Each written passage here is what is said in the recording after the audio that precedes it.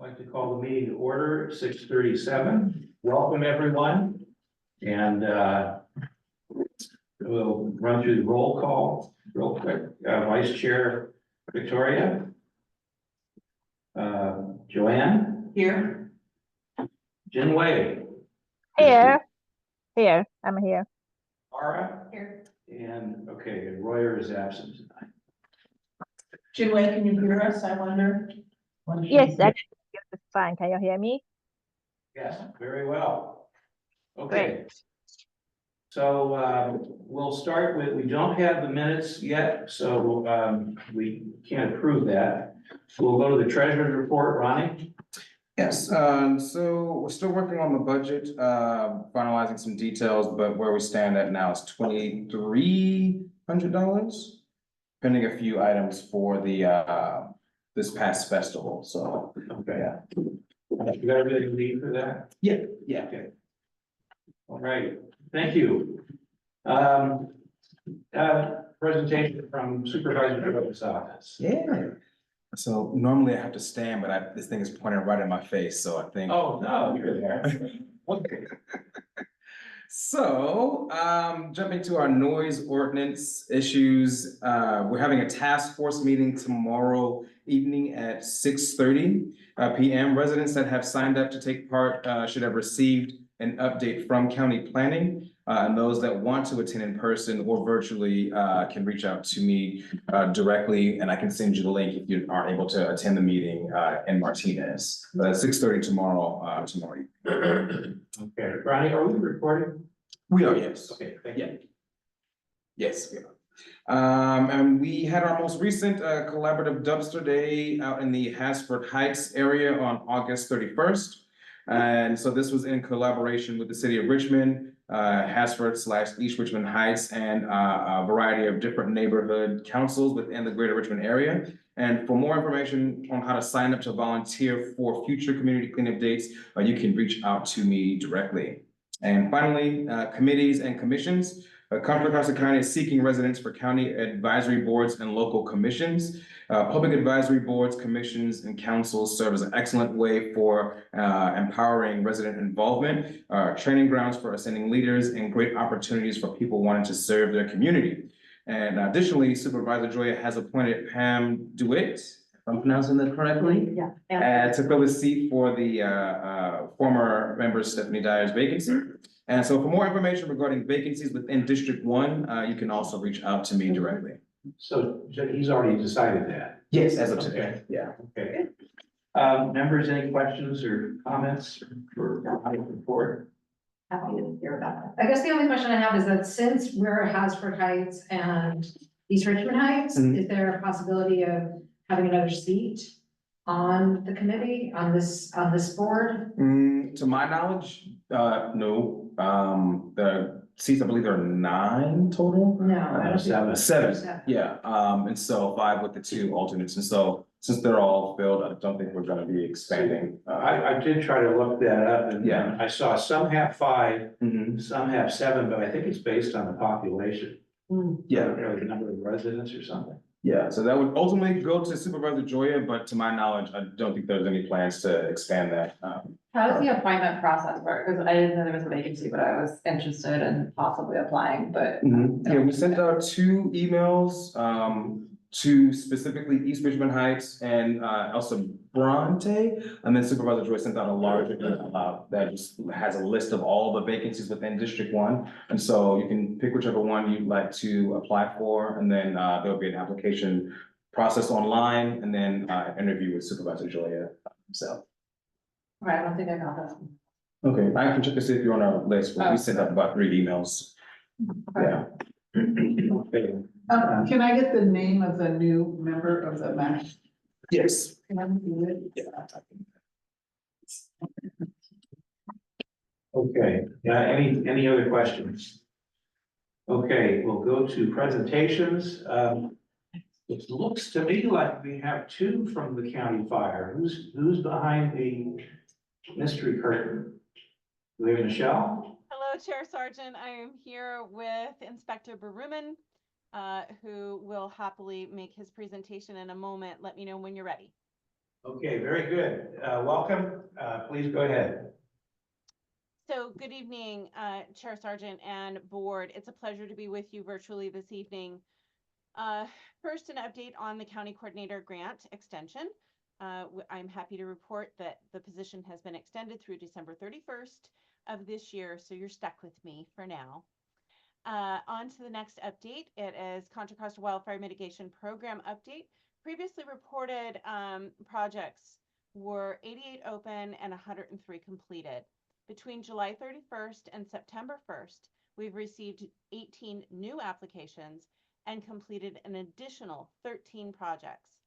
This directly contributes to the overall safety of our communities and our county. This week, Confire and I met with the California Fire Safe Council, the pass-through grant organization receiving the funds from CAL FIRE for the county coordinator position, and we discussed the successes and challenges that we face here in our county. More to come on that. An update directly impacting your community. The CAL FIRE grant for an East Richmond Heights shaded fuel break was denied. Our plan currently is to regroup, gain additional resident support, and reapply in the coming cycle. On to the save the date. October 19th from 9 a.m. until 1 p.m. Confire will have its open house at 2945 Treat Boulevard in Concord, otherwise known as the Confire Training Center. We look forward to meeting your family and your friends. Please bring everyone to learn about wildfire mitigation, a visit with a Sparky the dog, and witness demonstrations by our fire suppression team. It's a good opportunity to see the tools of the trade and the things that we do as a department and infrastructure to protect the communities countywide. Food will be served, donuts and coffee in the morning, and a barbecue starting at 11 a.m. Parking is free, admission is free, and food is free. Please bring everyone from your Firewise community, your family, and your friends. With that, I will hand off to Inspector Baruman, who will present on how you can become a Firewise neighborhood. This presentation is in direct response to a community's member's request. A little bit more about Derek Baruman. Inspector Baruman is with the Contra Costa Fire Protection District in the Community Risk Reduction Division. He is the district's Firewise Regional Coordinator and co-creator of the Fire District's Homeless Engagement Team, as well as a licensed UAS pilot for the Fire District. Derek is a former firefighter with the U.S. Forest Service, a former high-voltage electrician with PG&E, and notably a U.S. Army Special Operations combat veteran. Derek has an associate's degree of science in fire technology and is working towards his bachelor's degree in fire science. With that, I proudly hand off to Inspector Derek Baruman. Good evening, everyone, and thank you for having me. Ronnie, nice to see you again. I assume you have the presentation pulled up. Give me one moment. Excellent. Throughout Inspector Baruman's presentation, I will be adding helpful resources to the chat, and Ronnie, you'll have access to those and can provide them to the community following the meeting. But if anyone has any need for reach out, I remain as your county coordinator and available by email and phone. Just need to find the meeting. John, I have a question for Michelle. Should I ask that now or waiting? We're not online. Well, you are. I just need to find it really quickly. Let's go through the presentation, because I have a question too. There's going to be probably several questions at the end too. There's going to be a lot of information given out very quickly, and this is not a. I would like to just give you guys an overview of the Firewise program. Some of you are probably familiar with it. Others probably don't have as much knowledge in it. And this is just to pique some interest in Firewise and hopefully gain some interest in creating new Firewise communities in your guys' area. So there will be some options to have some questions and answers right after this little presentation I'll be giving.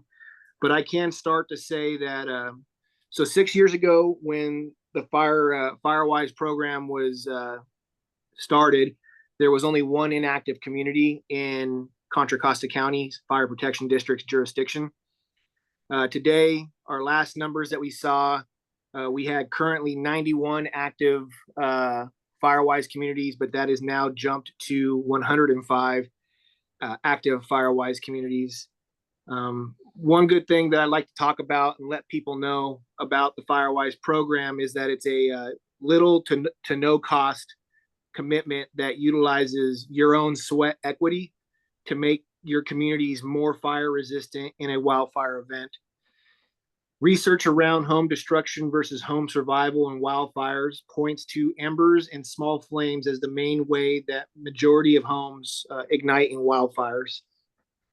And when we talk about embers, if for people that don't know what I am referring to, embers are small burning pieces of airborne wood or vegetation that can be carried more than a mile through the wind and can cause spot fires and ignite homes, debris, and other objects. But the science has shown that through defensible space efforts and home hardening techniques, we can make your community more resilient in a wildfire event. And what we'll do is we'll go to the first slide and we'll talk about defensible space zones and what these zones kind of entail when we're talking about it. So on these slides, I do want to let you guys know that all this information is not being gatekept by us. It is available on firewiseusa.org. And you guys can access this information anytime. It's an easy to access website. It'll kind of give you guys the idea of a deeper dive into what the Firewise program is and how it can help your communities, as well as how to organize your prospective Firewise community. So when we talk about defensible spacing, that's probably one of the biggest things that we can do as homeowners, me included, in making our homes more resilient to wildfire events without having to spend money. The first zone I want to talk about is the immediate zone. I also call this zone 0, and that is 0 to 5 feet from the actual home.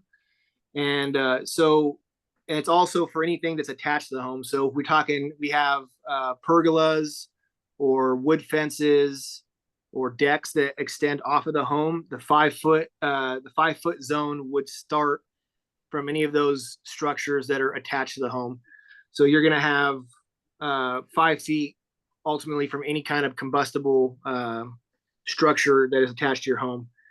And so when we talk about the 0 to 5 foot area, we really want to exercise having no combustible materials in that zone and no vegetation.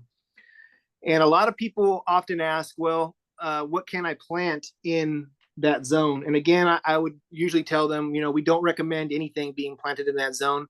However, there are plants and certain types of vegetation that are more fire resistant than others. But I also want to stress that there's no such thing as a fireproof plant. Given enough time and enough heat, things will cure and burn. So when people ask, well, I don't want bare dirt, what can I do? Oftentimes we'll talk about hardscaping in this zone, and hardscaping could be any number of things. You can have stamped concrete, river rock, pea gravel. I've seen people do decomposed granite, the compact sand paths that you see in a lot of the parks nowadays. You can have bare dirt too. It's really just, we're trying to show that having nothing in that zone does strengthen the resiliency of your home in a wildfire event. Now, when we talk about the next zone, it's the intermediate zone, and that's called zone 1. That's what I refer to as zone 1. Zone 1 starts at 5 feet and moves out to 30 feet. And when we look in this zone, this is where we start to see, we still recommend nothing in the 0 to 5 zone. We don't enforce it, but we recommend it. You can have vegetation in intermediate zone. But what we want to do is we want to decrease the fire behavior and break up the vertical and horizontal continuity of the fuels. And what I mean by that is oftentimes what I'll tell people is you might have several bushes out in this zone that you like, but they are also overgrown with maybe volunteer trees or even volunteer shrubs that maybe the squirrels or any other animal might have planted a seed at one point. So what we try to tell people is we try to break up the continuity of that fuel. If you're really wanting to have a specific plant there, maybe we try to clear out some of the other vegetation around that plant, so we don't have what we call like a honey pot where there's a big area of fuel ready to burn in a wildfire event. When we talk about those ember castings a little bit earlier and how they can travel a mile and land in various spots and start fires, one thing to keep in mind that any object that is burning has the ability to produce flame lengths 3 times the height of the actual item burning. So when I'm out there looking at zones 1, and then what I'm going to talk about zone 2 here in a minute, is I tell most people to play connect the dots. So if you have a shrub that's underneath a tree and that shrub is high enough that the 3 times rule of the flame length would actually have the flames in the tree, you might want to consider breaking up what I would call the vertical continuity of that fuel by removing the plant, or maybe limbing up a tree and lowering the height of the bush or the plant below the tree. Those are just a few things that we can do in that zone. The next zone I want to talk about briefly is the extended zone, and this is the last zone we'll talk about, zone 2. And that zone is 30 to 100 feet out. In this zone, we really want to try to interrupt the fire path. And when we talk about that, we really want to keep the fire as low to the ground as possible in this zone. Oftentimes, you guys might have heard the weed abatement programs that we have running, defensible spacing and exterior hazard control programs, where we ask homeowners to cut seasonal grasses and weeds to no more than 3 inches in height throughout the fire season. This is something that we can do as a defensible space mechanism by cutting that vegetation down low to the ground and preventing it from getting into the trees. That is also a method that is proven to save homes. Again, like I said, with ember casting, we do see that a lot with tree fires. So keeping that fire low to the ground in zone 2, the 30 to 100 foot zone that we're talking about, is critical. To tie that in with zone 1, where we're decreasing the fire behavior, and then zone 0, where we have nothing in that zone to burn, we can see a benefit to defensible spacing. The next section that we will talk about is the home hardening half of the FireWise program. And home hardening is where you will end up maybe spending a little bit of money in terms of hardening your home. So when we start with an in-home assessment, which would happen if you guys agreed to if your communities, it wouldn't be one large community, it's probably likely to be several small communities. But when you guys initiate an application for the FireWise program, it will trigger a response by me to come out and do a in-person focused assessment on a single home in that community. And we'll talk about the defensible spacing stuff that we just talked about, but we'll also talk about home hardening techniques to make your house more resilient in a wildfire event. And usually where I'll start in terms of the home itself is I always tell people to take a look at the roofs. And we want to talk about newer roofs versus older roofs. So almost all new roofs that are being built today or being resurfaced, rebuilt, that is a Class A roof, which is proven to be highly resilient in a wildfire event. Obviously, there are different materials that are probably a little bit more resilient. Obviously, you have the tar and paper roofs, the asphalt shingle roofs, and then obviously we have the clay tile roofs that are also very resistant. But we also see some of the older homes in the areas that have wood shingle roofs, which are not ideal, especially when you are adjacent to a very high fire or a high fire severity zone. And one thing that I try to explain to people is that the wood shingle roofs, as time goes by, they tend to get the shingles itself, little panels get loose, and they start to allow for voids to form. And with those voids, all sorts of things can happen. Obviously, you have a void into you have an access way for an ember to get into the void spaces underneath your wood shingles, as well as tree litter and vegetation being gathered in those voids and creating little honey pots for the embers themselves. So obviously we're not going out and telling people that you have to replace your roof, but we really do recommend homeowners to take a good look at their roofs and take note if there is vegetation on them. Especially with some of the areas in West County where you guys are at, where the weather fluctuates from hot to cold. We do tend to see moss growing on the roof sometimes. And that remains through the winter time, through the wet seasons, and then it ends up in summer where it dries out. That's also something to consider. I also tell people with solar panels on their roofs to consider maintaining the void space underneath the solar panels, between the solar panels and the roof itself. For numerous reasons. We have birds that nest in there, critters that tend to collect their acorns and other objects in there as well. And then obviously just wind events that lay vegetation in there.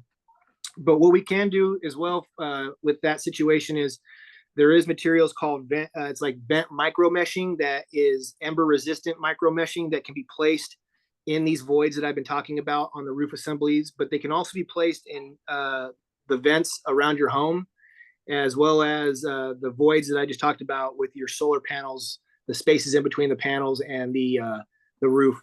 These meshing materials are to a specific, they block out a specific micron. I'm not too sure the actual number, but we always encourage Firewise communities to do the research themselves and find the right material that works for their community. These meshing materials don't allow embers to enter the voids of the homes. Obviously, we don't want them to get sucked into the vents in the attic spaces and in the basements of homes. And we obviously don't want any of those voids on the roof or those empty spaces where vegetation can gather even on those decks off the back of your homes. You can put the mesh there as well to block embers from entering that area. Some other things we talk about too, real briefly, is windows. Obviously, we talk about double pane versus single pane, older framed windows. I know that my home has older windows, so there's certain rooms have older windows than others. So I do notice that when the air conditioning's on in the summertime, some rooms are having a little bit more difficulty staying cool than others, and that's attributed to a couple things. The main one being that atmosphere is escaping from the windows. So if there's a path for atmosphere to escape, there is possibly a path for an ember to enter. Obviously, too, double pane windows have the ability to withstand and reflect radiant heat a little bit better than single pane. We also talked, again, I kind of double tap on the hardscaping method in 0 to 5, the zone 0. And if people are considering a massive remodel or a landscaping project, I encourage you to look into hardscaping around your home for the zone 0 to 5. But if you guys are also considering doing a massive remodel of your home or replacing siding on the home, it is worth mentioning that there are obviously different building materials that are more resistant than others to wildfire events. So with that being said, wood versus stucco versus brick, obviously wood being the least resistant to a wildfire event. But these are just some things that we talk about and in the home visit, and we can go into it much more in depth. Some other things that the Firewise program offers, it does help with some of the insurance issues that we're seeing in California. Good thing is that Michelle Reinhardt is my my go-to well of knowledge in that aspect. She has a lot of information that she can provide during a FireWise assessment in regards to insurance cancellations and also any kind of monetary compensation that may be available through insurance companies with being a FireWise community. The other good things is that the FireWise community certification process also allows for the FireWise community to become a priority applicant for grant funding, which also is something that Michelle helps FireWise communities navigate. We also offer FireWise communities emergency preparedness drills through our Pub Ed division. And these people could come out and have conversations with your communities about how to properly plan for an evacuation route, where to go, what to do, all the way down to how to pack your go bag. I call it a bug out bag. That's my military background kind of talking, but these two people that come out and talk to you are very, very knowledgeable and know their stuff. I do always leave a little bit of a pep talk for FireWise communities.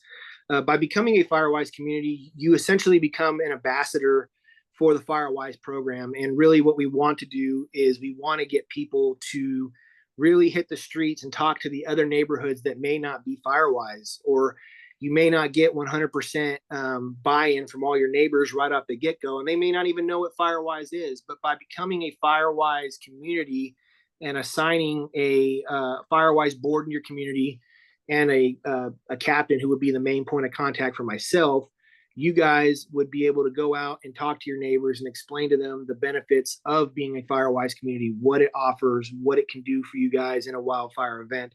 Because at the end of the day, you are going to be your own advocates for your community when it comes to FireWise. That's going to be whether that be you guys applying for grant funding, identifying projects, which Michelle would be more than happy to help you out with. Those are all things that the FireWise community can help you with. On this slide, this is kind of like the whole FireWise process. So it's kind of like it's FireWise, the FireWise program's kind of like slogan, go to message, and it's organize it, plan it, and do it. And right here, it kind of explains the process, and we kind of went over it really briefly. And I know this is a lot of information for a lot of people, but we want to create a board of volunteers to represent your community. There are minimum requirements, and there is a maximum requirement. There is a max out of homes that can be added.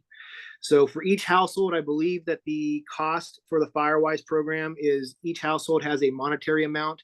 But that monetary amount that would come up in your application process can be met through sweat equity and also public education. So again, this is not asking for your hard-earned dollars. This is a little to no cost program, and it does provide you guys with a huge support network through Michelle and myself, and even CAL FIRE up to the CAL FIRE level. And also it is, like I said, sweat equity, what you guys want to do that you feel comfortable doing. What is the acceptable risk of your that you guys are willing to accept for your homes? That's what FireWise is trying to help out with. We want to get you guys up to the standard so that if there is a wildfire event, you guys will be prepared. Planning it. So that's the part that I talked about, where the regional coordinator myself would come out and do a community risk assessment for you. And that's going to be not only just the home that I talked about, but I'll also be taking a look at your guys' neighborhood as well, and taking stock of what I see with building construction, utilities, wildland urban interface, and obviously everything I can think of. And it'll be typed up in an assessment given to you guys. The last thing is do it. So meeting the minimum so there's the number I was telling you about. Meeting the minimum wildfire risk reduction investment is, so every house will be required to give 1 hour of work, and that is that equals $25 towards your investment, the monetary requirement. So yeah, then you guys will get, you tell Firewise you've done all these things, you'll submit my assessment plus your application. And you guys will also create a 3-year plan that me and Michelle will help guide you with. And you'll tell Firewise. And what Firewise will do is it will certify you as a Firewise community. And then you guys will be given a certificate of recognition that you guys could submit to your insurance companies if they are, some insurance companies are requiring communities to become Firewise. Others, a lot of people are taking a proactive approach on this right now and trying to get ahead of the curve with the ask. There are, last I checked, over 900 Firewise sites in the state of California alone. That's not just the national number, that's California's number. Next slide, Ronnie. And then we just talked about these are some of the terms that we'll be using during the Firewise assessment. And again, you guys, this information is available to look at a later date. But there's a slide that's coming up that I really want you guys to take a look at. And that would be the next slide. I think, Ronnie, maybe it's 2, but that next slide is important too.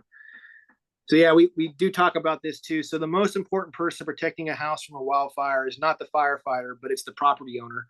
And the reason why we say that is Michelle mentioned that I was working for PG&E at one point. I was working for PG&E as an electrician during the Paradise Fire.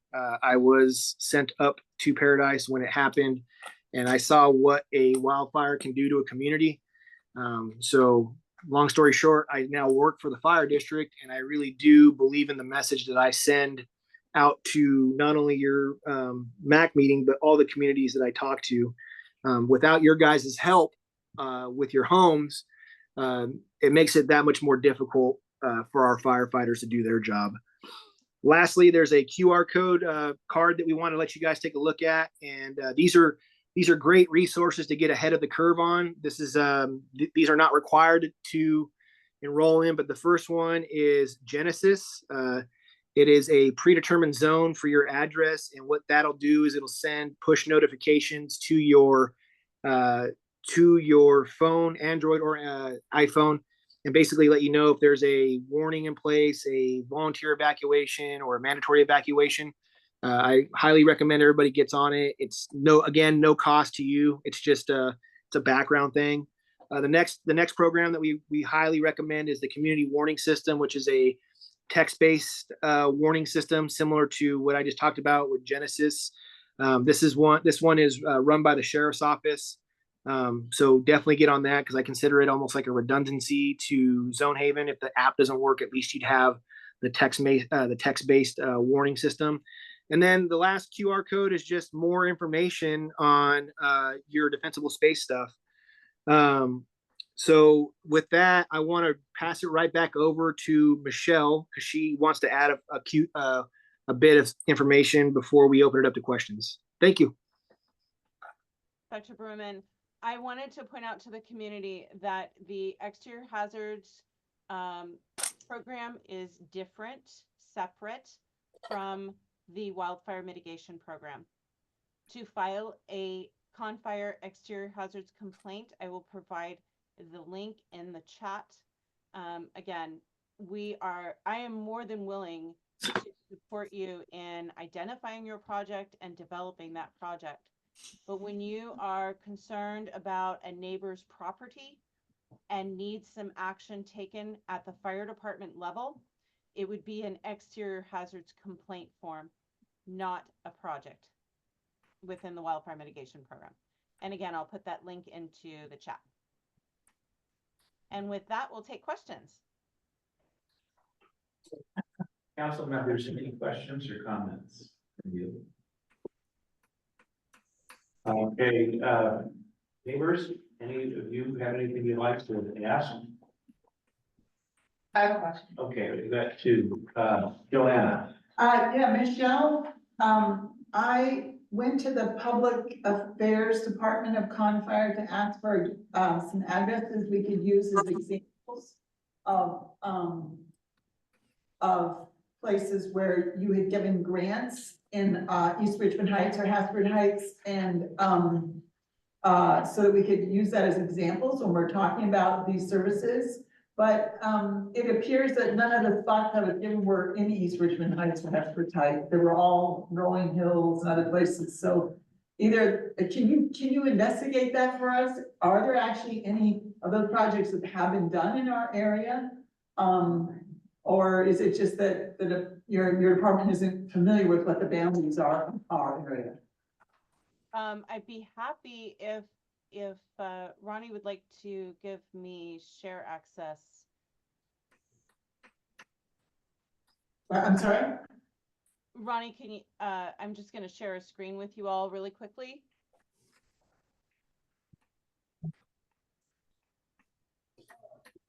Are you able to see this map? Yes. Yes.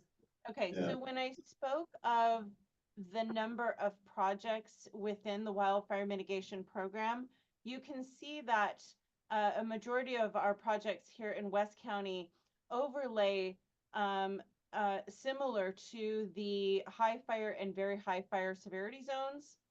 And yes, we can absolutely talk offline, but I definitely wanted to bring this map to you as a highlight as to where our project placement has been leading up to this point in time within the fiscal year and within the grant reporting period.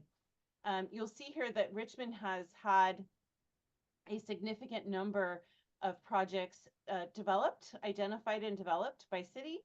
And then you'll see here the mitigation counts by type.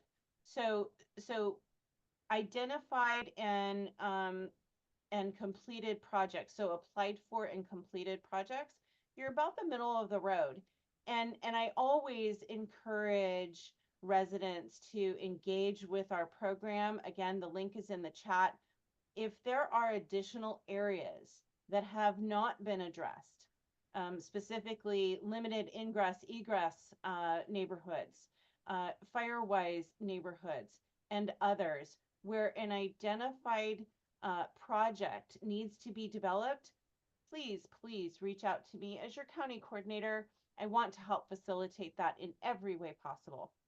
I thank you for your time and the opportunity to answer the question.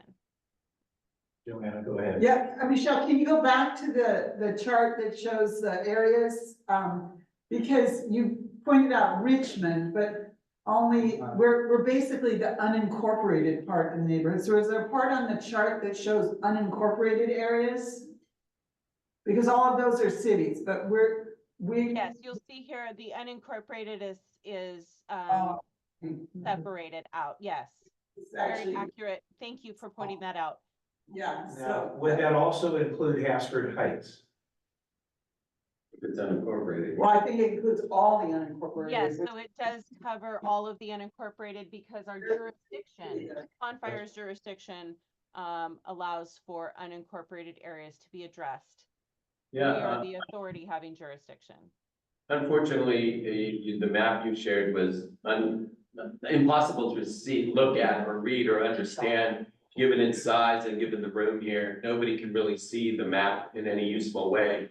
Is it possible, Ronnie, to maybe share this information in some newsletter? Because it's impossible to examine this in this fashion or even consider it, or, Sure, and the information is also reported to the Board of Supervisors. I assure you that there is plenty of oversight to this program because it is a county-funded, taxpayer-funded program.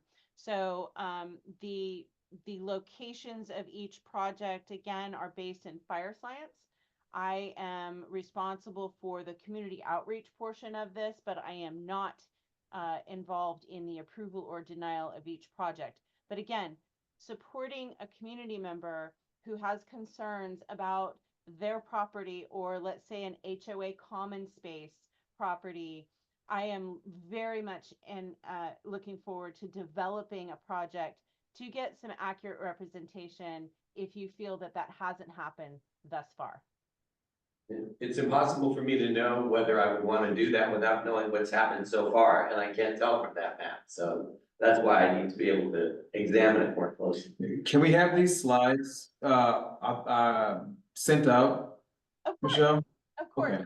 And I will also say that I am available for Zoom meetings and in-person meetings to really go over and look at this information on a one-on-one. This is, again, not coveted information. As Inspector Berman said, we are not looking to covet this information. This is a very open and shared program. All of the details of the Fireways program and the wildfire mitigation program are reported at several levels within our county government. And the program is really meant to leverage the existing partnership between governments, fire departments, and residents. You serve as a very important piece to this. The mitigation projects that we identify bring safety to your community, but also to our firefighters. So we have a common goal, and how we get there and how we navigate that, that's what I'm here for. Okay, next one would be Fran has. I was just curious, I appreciate, the education on the zones and seeing the graphics for that, but how do you address a neighborhood like ours that have many houses that within 30 feet of your house is the inside of your neighbor's house? And I just wonder how you kind of deal with that, and I'm sure it's an issue that's hard to adjust for, but just curious. Yeah, so again, this kind of goes back to actually getting out to your community and seeing what we're looking at, because we can still address some of the things. As you said, you guys got a smaller, you might be in front of your neighbor's yard in zone 2 maybe. So we also look at other areas surrounding your community. So if there is areas of your communities or your neighborhoods that are part of like the wildland urban interface that we spoke to a little bit earlier too, we can address some of those concerns with the Firewise community. And that would go through the project building with Michelle and as well as myself, so we can come out, look at your community, get an idea, get the assessment. Again, because it's not really a no cost, it's a no cost program for you guys. We can just come out and do the assessment to look at what we're seeing in your community and give you guys recommendations on what to do.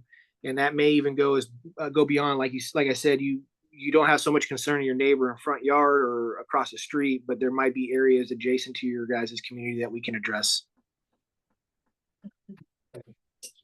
Yeah, along those lines, and maybe the committee might have some more thoughts about this. Near here is that open space next to the American School. And there are substantially tall vegetation all around the perimeter of it that's right up against the fences of all the neighbors. I happen to be one of them, but there's probably dozens. And I'm wondering whether any kind of mitigation would be in order on that, just in terms of fire danger. Okay, so he's speaking specifically about the Mira Vista Field on the west side of Mira Vista School. What do you guys have to say about that? So again, we would have to, unfortunately, I'm not too familiar with that area, so I'd have to come out and actually take a look at it. But again, as Michelle mentioned earlier, we do have the ability for citizens to file a concern or a complaint through our exterior hazard control portal, and that would trigger an inspector to come out and take a look at that area for you guys. But unfortunately, I would be giving you guys any information I would give you would just be false information, because I'm not familiar with that area as of yet. This presentation was to pique interest in the Firewise program, so I can come out and actually have a look at your guys' community and see what conditions you guys have and what concerns you have in the surrounding areas. And regarding the Hasford Heights resident that spoke, Ronnie, can you ensure that that resident has my contact information? So if there is a possible project or a Firewise opportunity there, we can then follow up on that. And I also have a note on the Mira Vista Field possible project. Yeah, do we have the link to the portal where those complaints can be filed? Yes, Chair, that note is in the note. Thank you, Chair Sargent, for that question. Thank you. That's evergreen information that I add to every. So it would take one of those for them to come look at the school, I guess. Is there any other questions or comments? I have a Liz, question. go ahead. Is there such a thing as non-combustible mulch? Hold on one second. No, sorry. No, so mulch is still just a inorganic material that will eventually burn. So that kind of goes into, I assume that maybe you have mulch around your home in that zone 0 that we've been talking about. And that's one thing that we point out to most people is that that mulch will end up burning as well. And that is a very evenly spread receptive fuel bed. So we highly don't recommend it in that zone 0. What about zone 2? Again, so zone 2, yeah, I mean, we're talking that's an area where we're not really asking for no vegetation. Again, like I said, we're really trying to decrease the fire behavior. So the more fuel that is in zone 2, or excuse me, zone 1, I mean, I think you're probably more concerned about zone 1 outside the 5-foot radius, 5 to 30 feet. So you can have that mulch there. Just be very aware that, everything is fuel for a fire, right? So what we're trying to do in that second zone that I talked about, zone 1, 5 to 30 feet, we're really trying to decrease the fire behavior. So that's where we talk about, being selective of the plants you want. But if you still want mulch down there, we're not going to go out and say, we're not going to come out and slap a hand and say, no mulch in zone 2 or 1. Really, and we won't even do that in zone 0 because there's no authority to enforce that, but we just want to show that we have solid evidence and science that proves that maintaining that at least 0 to 5 zone free of any kind of combustible material will drastically improve the chances of your home remaining standing in a wildfire event. I have a question. This is Jingwei, and can you guys hear me? So there's a piece of a property. I'm not sure if it's private or the public. It's at the intersection of Amanda Street and St. Public Dam Road. It's kind of like right off the 80 on the east side of the Amanda Street. Because I drive by that area like a couple times a week to take my daughter to her activity. So it usually have maybe it's private, maybe it's not, but it's like a grass field just off the road. And they normally have a couple kind of homeless guys live there and they cook there just like in the middle of the grass field. Okay. So I always thinking that is a hazard area can cause fire anytime. But because it might not belong to, might be a private property, so I'm not sure how to address that. So so first I guess it's an open space off of Amanda Drive. Is that what you were saying? And then there's possibly Amanda and some public dam road. Okay. And then right there. And there's possibly homeless activity out there as well. You're saying? Yes, it happens, and because I drove by there all the time. So again, I would. I didn't mean to interrupt you. I would again recommend 2 things. You can definitely send an email out to the general mailbox, and I think Michelle, can you provide that email for concerned citizens to report maybe homeless activity in adjacent to an open overgrown field, and we can come out and take a look at it. But yeah, we would need to get the proper communication email going out first to go ahead and come out and take a look at it. If you can provide like an address and all that stuff, or like you said, a crossroad, Amanda, and I'll write it down. I think you said Amanda and San Pablo Dam. Yes, is it right there?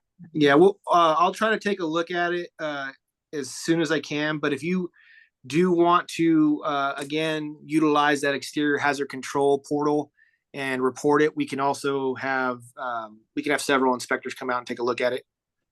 Okay, should I report it when I see the activity happening, or I just report it now? And I would just report it ahead of time, and then let us come out and take a look at it, and we'll make note of the homeless activity, and then we'll take it back to our leadership and see how they want to proceed moving forward. If they want to get get an abatement notice, or if we want to try to work with the property owners to take care of the problem themselves.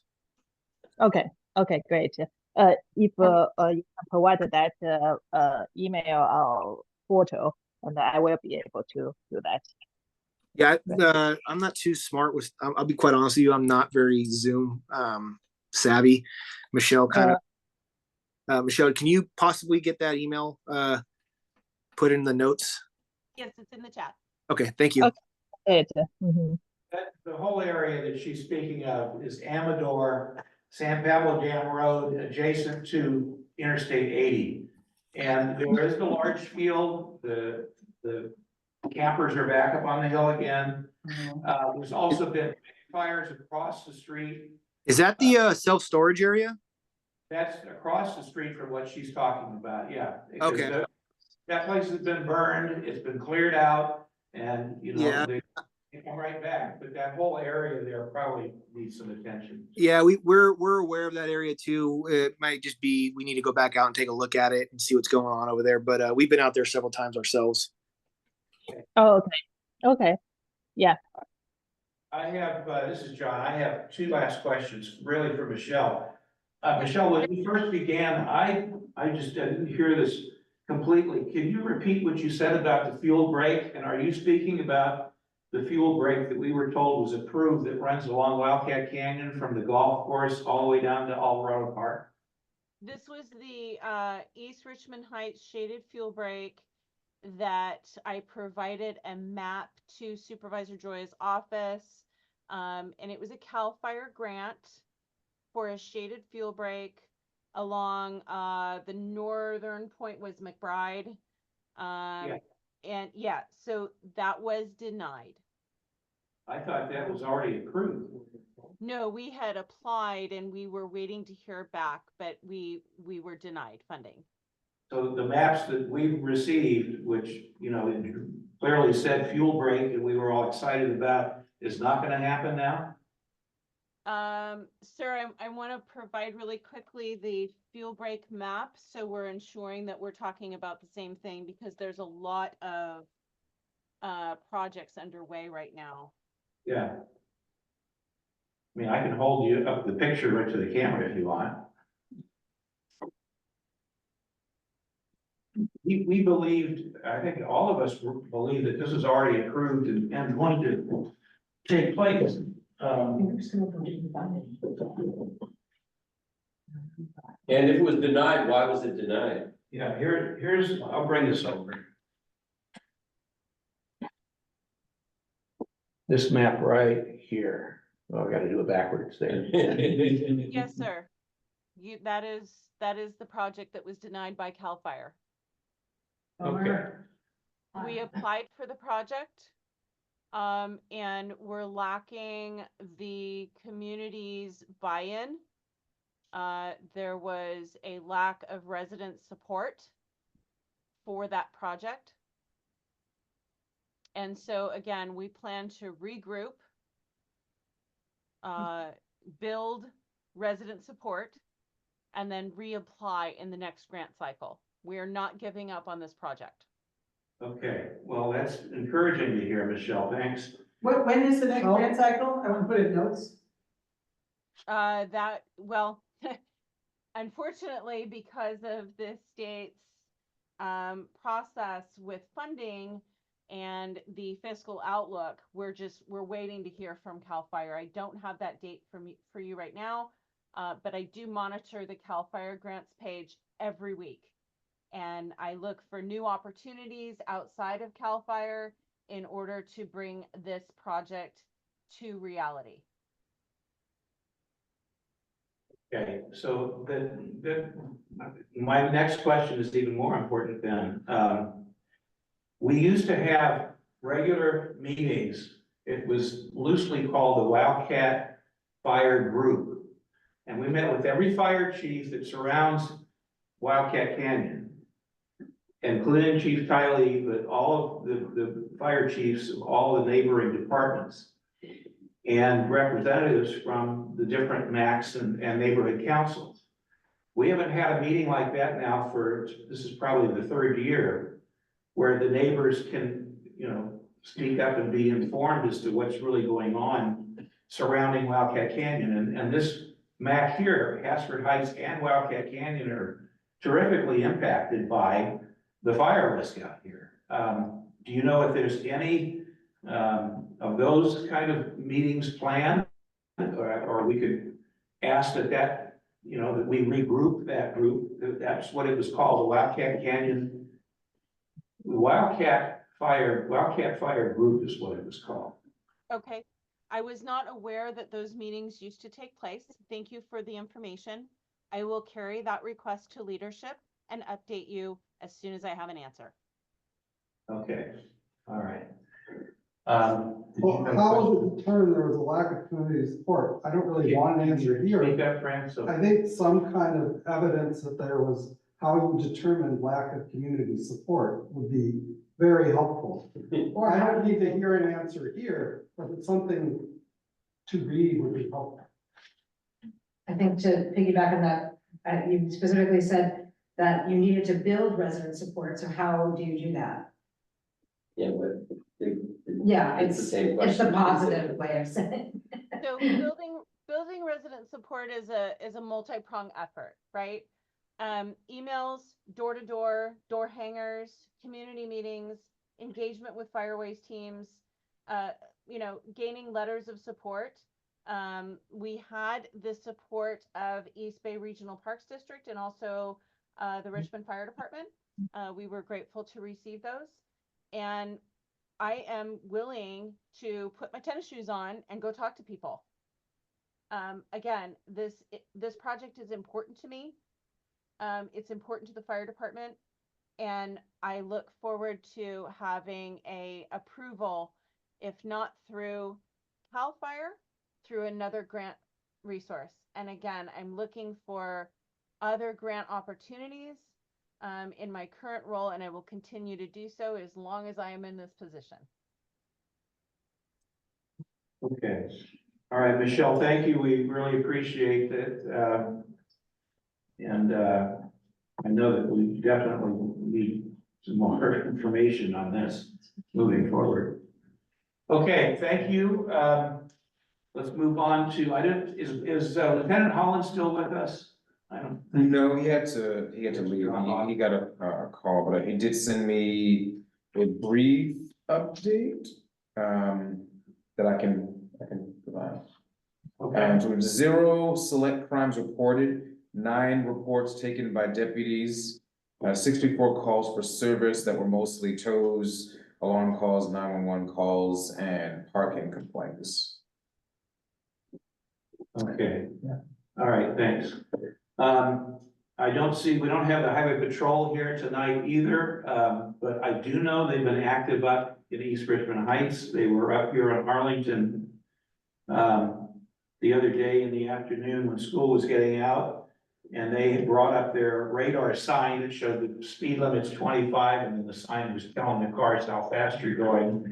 And there were 2 officers up there, and they were going right after cars that were going through the crosswalk in front of where the schools are and the kids getting out and ticketing people. So I know that they are still aware of us in their area, and as well as Hasford Heights. I don't think we've heard any other updates though. Okay, last presentation, Monish then. Welcome. Thank you.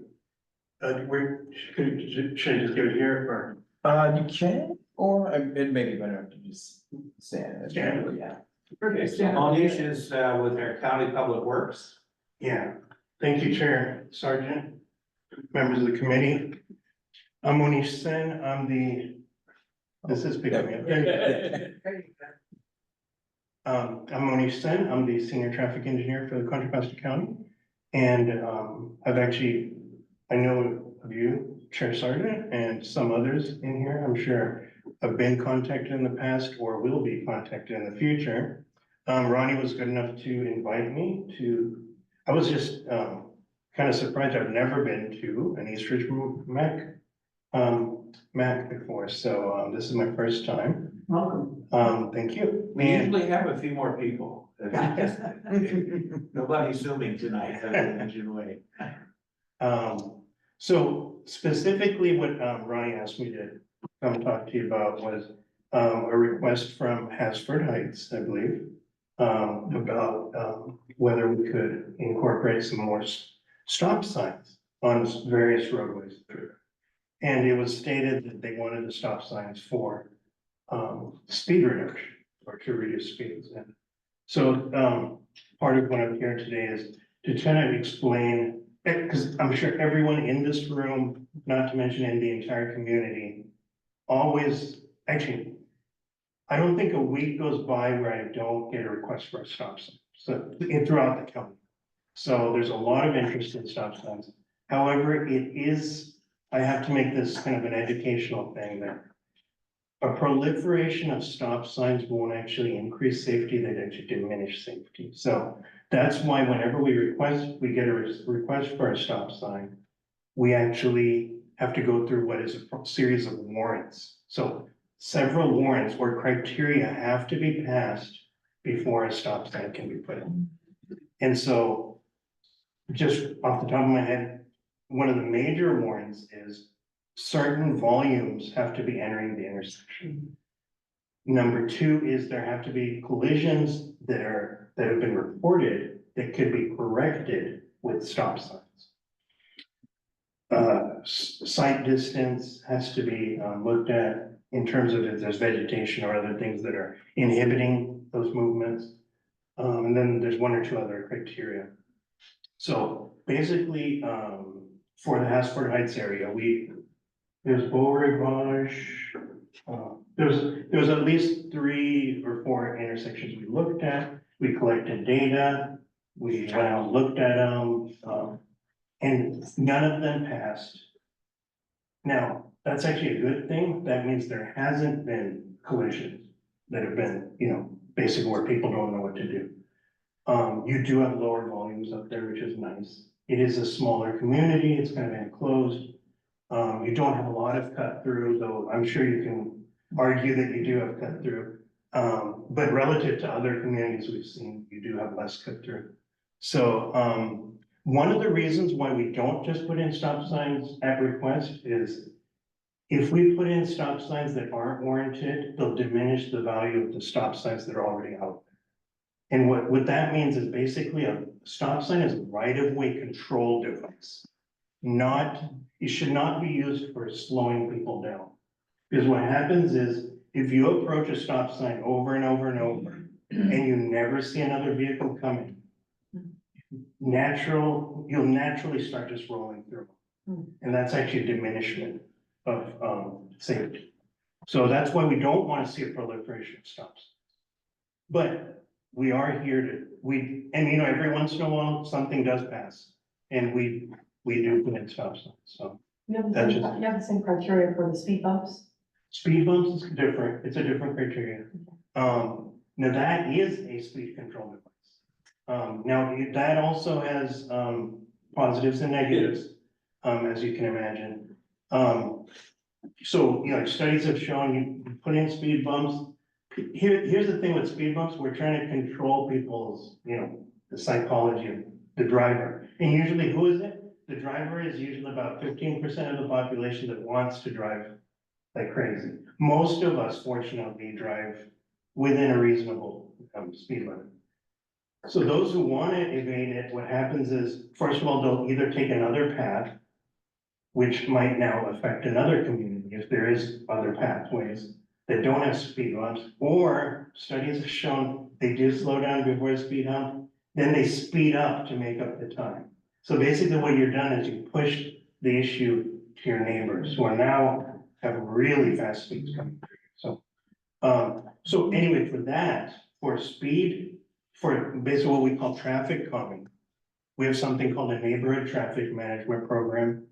And so that's a process by which you basically say, hey, our community is experiencing something other communities aren't, which is rampant speeding with collisions, and where basically we've tried some softer approaches. We've tried holding up signs saying slow down. We've tried enforcement. We've tried everything else. That's when we can go to step 2, which is look at putting in speed humps or things. Undulations, we call them. So, so the NTMP is available on our website. I guess, Ronnie, I can get that to you later. I mean, I can get that to you. It's on our website, but it's probably buried a little bit further, but that's available to every community. First things first, of course, is you come to me, say, hey, we think we're experiencing something unusual and special. Well, special in a bad way. And that's when we come do the investigation and see if your community really is experiencing something out of the ordinary. That's when we go to step 2. So, and with that, I believe if there's a question, council members. I have a question. One of the action items from the general plan update that was just passed a week ago for our neighborhood is to upgrade pedestrian and roadway infrastructure along in the North Arlington neighborhood with emphasis on improving pedestrian safety. And there are no sidewalks. There's ditches along the side. People want to walk their dogs. There's no space to walk your dogs or go for, I don't even know how you do that. So, and how does this get translated into some actual project or action? The short answer is it would have to probably come through basically another section that our transportation, I'm in transportation, but looking at traffic, we also have an entire transportation department section that looks at trying to get grants to try to get improvements. And so, similar to the fire district and others, it's very competitive. Everybody pursues these grants. Grants are either, I keep hearing the word that they're competitive or not competitive. And so something like that, which would be looking at an entire arterial, you would probably have to come through a grant. There's a lot of factors whether we want to pursue a grant, because a lot of times, again, it's limited funds. We have to go after the stuff that we think we can win. So, you know, the fact that it's a part of the general plan, I think that kind of lifts it up. So realistically, these neighborhoods were all built, and you know better than I do, in the 50s, 60s, whatever. Back then, sidewalk probably wasn't really looked at, or bike lanes certainly weren't considered. But now, obviously, we've changed. I mean, now our emphasis is on pedestrians, bike safety, you know, looking at other modes. We're trying to reduce the emphasis on the motor vehicles. So, and that goes right to that. So realistically, it would have to be pursuing grants, and you definitely through Ronnie, through Supervisor Joy's office, it can be brought up. Isn't there any budget for the Public Works Department for projects? So something big where there's like, so usually where I've seen sidewalks being built by Public Works is where there's short gaps that need to be fixed. Okay. Not for like wholesale, like major areas like that. That would again come through grants. And a very basic way to look at grants is, so Public Works is basically funded completely with gas tax. And as you know, gas tax is actually, with electric vehicles and other things, that's starting to actually come down. So, what we're trying to do is take that gas tax. A lot of that gas tax goes towards just day-to-day maintenance. Then whatever is left, we try, in our transportation group, we take the $1, try to go after grants, which are state or federal, which make that $1 into $100 or $1,000 to be able to fund something larger. So should the neighborhood be contacting Public Works and requesting? I think especially through supervisor office, you can request those kind of things. And we'll probably come back with maybe an assessment you don't like, which is, hey, you know, we've looked at it and it just doesn't fund, it doesn't, you know, it's not competitive. But at least you'll get an answer. Yes, Joanna? Monish, a lot of what we're looking at here is, what happens when there's new development? Because there's all these big empty spaces in our unincorporated area. What are new developments required to put in pedestrian and bike lane facilities? Like if a new house gets built and Hansford Heights, is it required to put in a sidewalk? Right, so that'll come to, that's a really good question, actually. And you're right, most of our infrastructure, whether it be sidewalk, current existing sidewalk was built by the developer. So, that's a really good point. Now, with new development, it's, what can I say? I can't say that they'll be required to, because it depends on the development.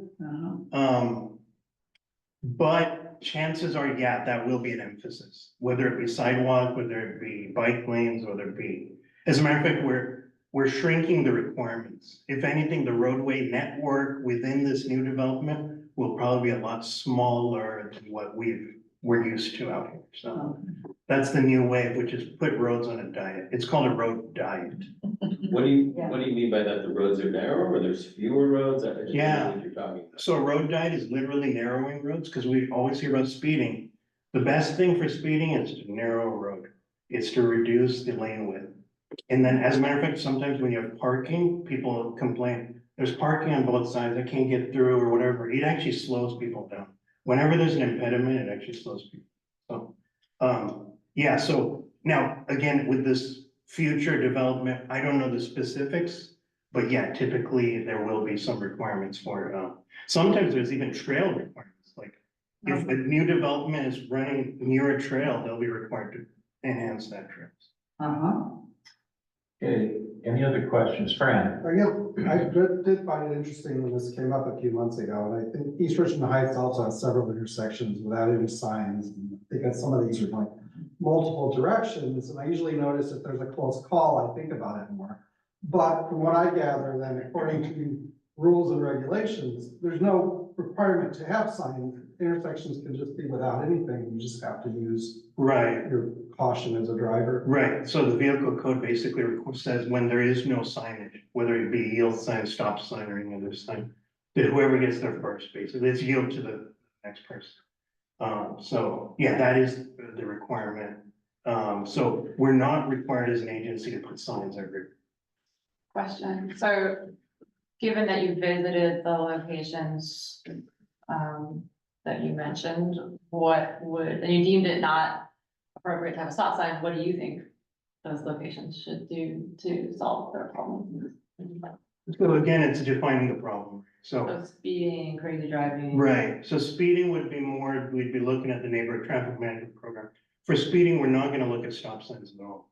Again, it's a right-of-way control device, it's not meant for reducing speeds. And what would the alternative be in your opinion? So again, depending on each location, there may be things that we could do, Was there anything specific? Because I live right by those locations that you visited. yeah, I guess I'd have to, maybe you can contact me separately and we can literally look at right in front of your house and say, hey, you can say, this is what I'm experiencing. Come up with something. I understand you won't put in a stop sign, but maybe there's something else we can do.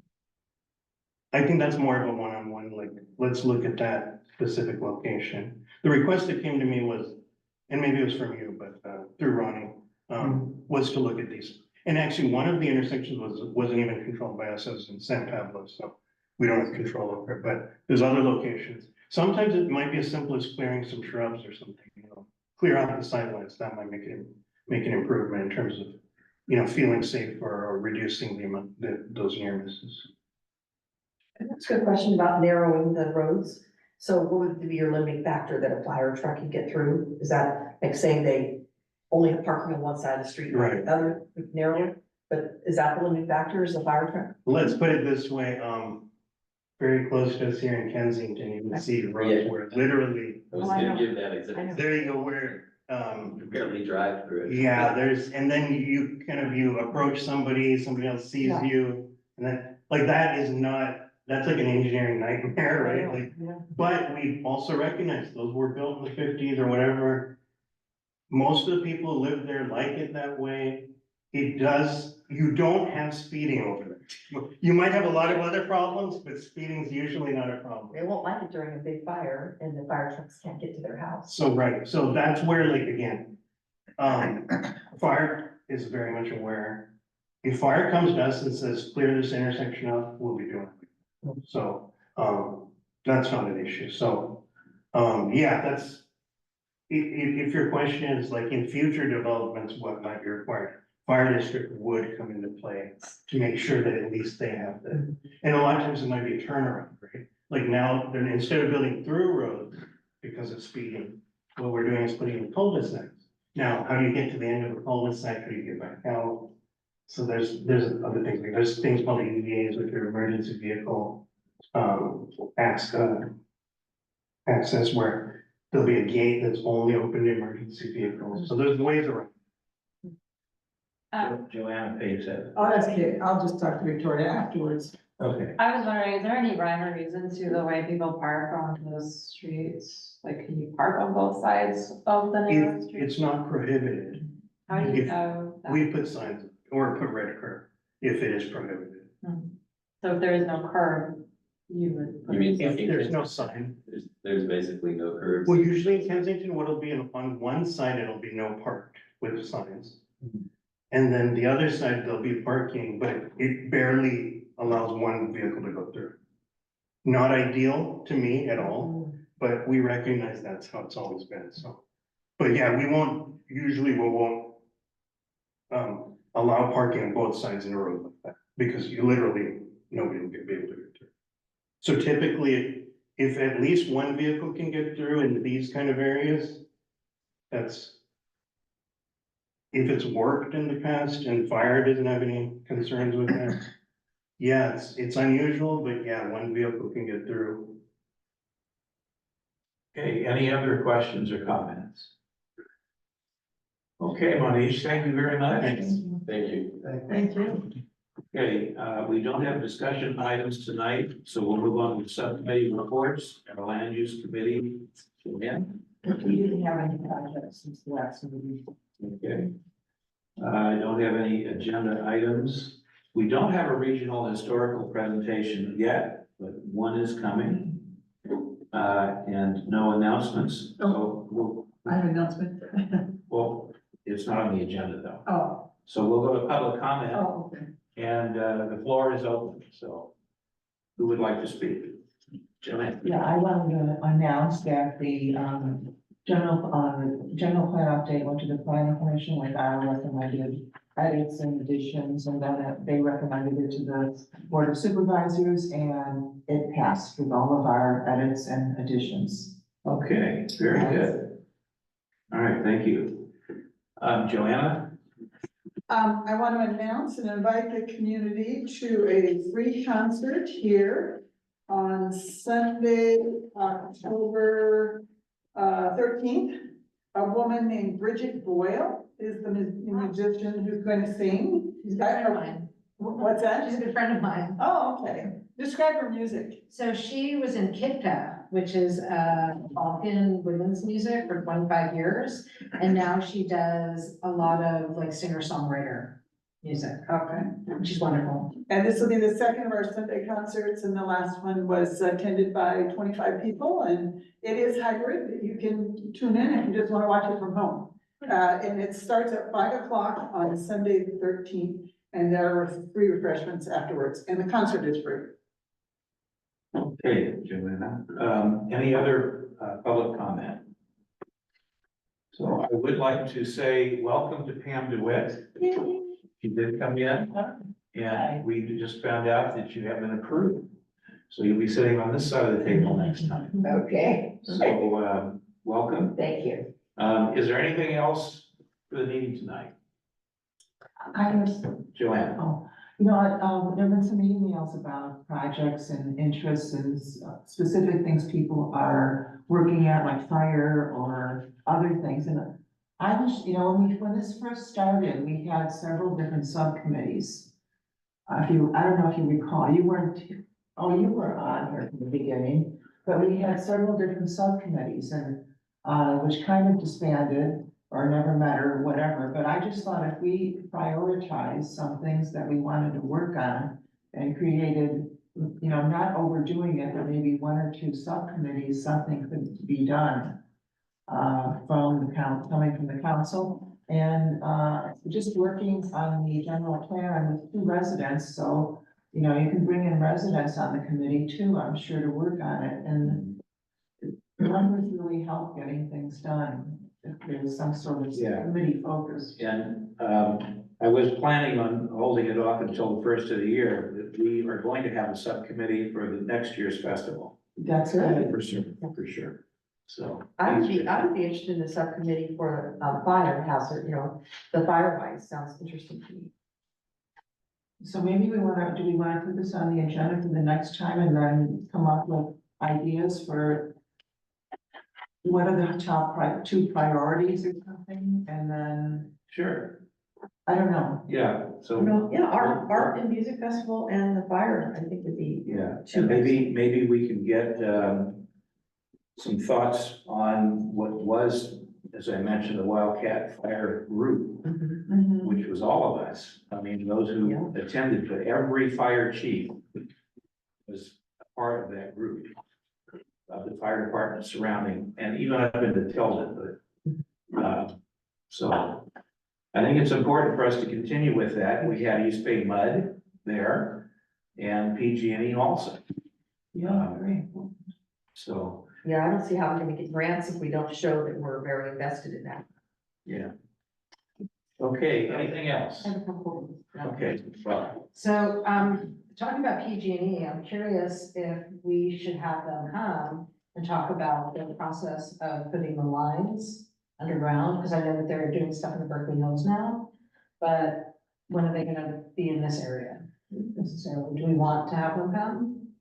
Ronnie, could you reach out for us to PG&E and, see if they can join us with an update focused on what Boris just mentioned? We can put them down as a presentation. I'm sure they've got material. Well, I'm sure that, just so that we know, right? I mean, whether we're on the map for undergrounding and when, Yeah, you know. yeah. And then the second thing. 2097 or something. The second thing that I'm concerned about is that a lot of things are I've mentioned this before, a lot of things are happening on nextdoor.com. And they don't ever make it to the authorities that they need to get to. And so there's just a lot of chatter online. And you've got, you know, everything from, you know, accidents to thefts to animals being found to dead animals. And there's nothing monitoring, and the police have said something to us about it, the sheriff, like, everyone has said something to us about there's no monitoring system at all. And it seems like it's a lost opportunity, and so how do we get the county to do something about that? Yeah, you know, part of that, and I have backed off of Nextdoor somewhat, because most of it is bickering between people. And I agree with what you're saying, and if they don't report it, it never happened. And that's why why do people get on there and, you know, air all this dirty laundry? And it's something that very obviously the police or the sheriff or the highway patrol or the fire department needs to know. And they don't report it. They want to get on there and yak, and then they bite each other. And I've given up on a lot of it. Personally, it's just me. I'm always looking at what crime is happening, because that way we'll see what the neighbors are doing. But, I don't know, I don't want to get on a soapbox. Well, I think that, I mean, it's specifically to animal services and animal control, that there's things that are happening or people that are calling animal control. I've started to send things to the new animal services director to say, have you seen this? And then but like, there should be some sort of funding that can go towards paying someone to actually go on that and be able to alert legitimate things to the authorities, I think. Okay. So what can we do about that? I mean, the sheriff also, like, all of the authorities who have come here have said that they want that also. It's not that it's just coming from me. So, Is part of the question like making available to the public more easily, like how to get in touch with various authorities for various problems? Like, I wouldn't necessarily know who to call. There was a dog. If you at did- my door or something. if you put that on Nextdoor, Lori would actually tell you what to do. Yep. And then it would be, because the animal people have coordinated around it, Yeah. but that doesn't mean that it's all getting to where it needs to go. Yeah. I just as an aside to that, I think next week, sometimes I get it days or a week later too, maybe Yeah. that's a different setting. But an app or something would be helpful, I don't know the solution. My quick question was, when are the next dates of the meetings coming up? If I can ask now or. It's the third Wednesday every month now, Third Wednesday, every month. even November, December? And us to committee members want to change Okay. them. Well, I know we get the emails reminding us. Just curious, okay, thanks. And thank you for posting on next door. Yeah. This meeting tonight. Okay, well, I think with that, motion to adjourn from someone. Motion to adjourn? Second. Okay, all those in favor, let's leave. Okay, Thank you. all right, Thank you. thank you all. Thanks, Jinwei.